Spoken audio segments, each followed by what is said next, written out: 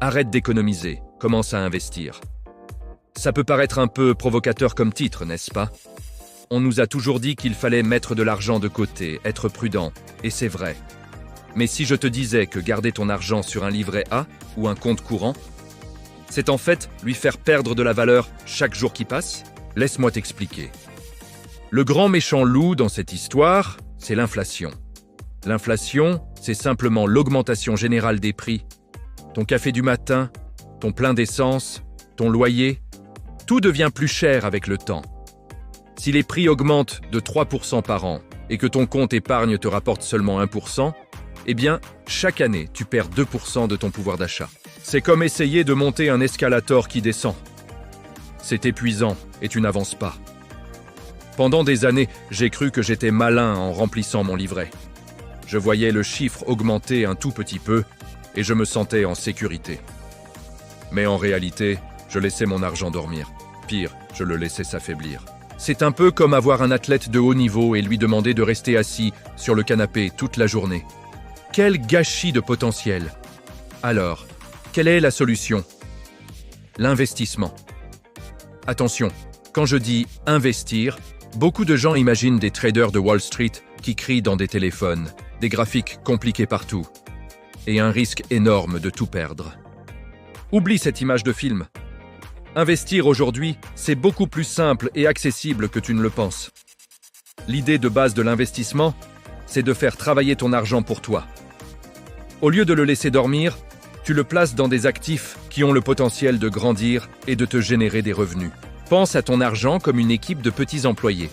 Sur un compte épargne, ils sont en pause café permanente.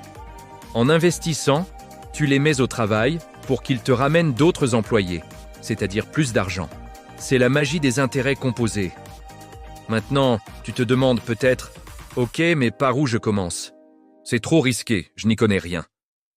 C'est une peur tout à fait normale. La clé, c'est de commencer petit et de se former. Tu n'as pas besoin de devenir un expert du jour au lendemain. La première étape, c'est de définir tes objectifs. Pourquoi veux-tu investir? Pour préparer ta retraite, acheter une maison, financer les études de tes enfants, voyager. Avoir des objectifs clairs va te motiver et t'aider à choisir les bons investissements. Ensuite, il faut comprendre ta tolérance au risque. Es-tu du genre prudent ou aventurier? Il existe des investissements pour tous les profils. Des actions d'entreprise, qui peuvent beaucoup fluctuer mais offrir de gros rendements, à l'immobilier, souvent plus stable, en passant par les obligations ou les ETF, qui sont des paniers d'actions diversifiés. Pour les débutants, les ETF, aussi appelés trackers, sont souvent un excellent point de départ. Imagine acheter une toute petite part de centaines d'entreprises en une seule transaction. Ça permet de diversifier ton risque instantanément. Si une entreprise va mal, les autres peuvent compenser. C'est la fameuse règle. Ne pas mettre tous ses œufs dans le même panier. Et le plus important, c'est la régularité. Pas besoin de mettre des milliers d'euros d'un coup. Tu peux commencer avec 50 ou 100 euros par mois. C'est ce qu'on appelle le dollar cost averaging ou l'investissement programmé. En investissant la même somme régulièrement, tu lisses les hauts et les bas du marché. Parfois, tu achètes un peu cher, parfois tu fais une bonne affaire, mais sur le long terme, ça fonctionne incroyablement bien. L'investissement, ce n'est pas un sprint, c'est un marathon. Le temps est ton meilleur allié. Plus tu commences tôt, même avec de petites sommes, plus les intérêts composés auront le temps de faire leur magie et de transformer ton petit capital en une somme considérable. Einstein aurait même dit que les intérêts composés sont la 8e merveille du monde. Alors oui, bien sûr, il faut garder une épargne de précaution. C'est ton filet de sécurité pour les imprévus. L'équivalent de 3 à 6 mois de dépenses sur un compte facilement accessible. Mais une fois ce matelas constitué, chaque euro qui dort en plus est une opportunité manquée. Le passage de l'épargne à l'investissement, c'est un changement de mentalité. C'est passer d'une posture défensive, où tu as peur de perdre, à une posture offensive, où tu cherches à construire ton avenir. C'est prendre le contrôle de tes finances et ne plus subir passivement l'inflation.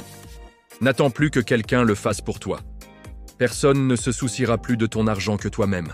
Commence à te renseigner aujourd'hui. Lis des livres, suis des chaînes YouTube spécialisées, ouvre un compte titre ou un PEA pour te familiariser.